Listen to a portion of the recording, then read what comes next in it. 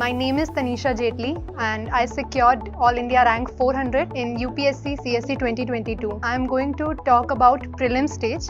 In 2022 I scored 115 in prelims. सारे pattern को ध्यान में रखते हुए I think कुछ चीजें जो मैंने एनालाइज करी हैं अपने बेसिक्स को स्ट्रॉन्ग रखी है. So the first thing is that go through the syllabus of prelims.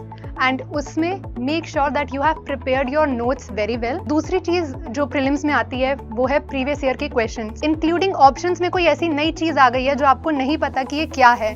Go through that, उसको सर्च कीजिए, उसके बारे में पढ़िए. Preliminary has come very close, but इतना भी क्लोज नहीं है कि अभी आप अपने रिजल्ट में चेंज नहीं ला सकते हैं. You can bring about change in your preliminary examination, but you have to keep yourself aimed up. I mean, those areas from where the questions are coming, you should have clarity and then you should be able to give attention to CSAT. Third, I would like to suggest कि CSAT को ignore मत कीजिए. CSAT is becoming quite important, qualifying है, लेकिन आपको उसमें भी बहुत ध्यान देना है. Apart from that, इन सबके स्ट्रैटेजी के अलावा एक चीज जो मैं कहूंगी वो ये कि प्रीलिम्स वाले दिन जब आप एग्जाम दे रहे हैं अपने माइंड को बहुत स्ट्रांग रखिए.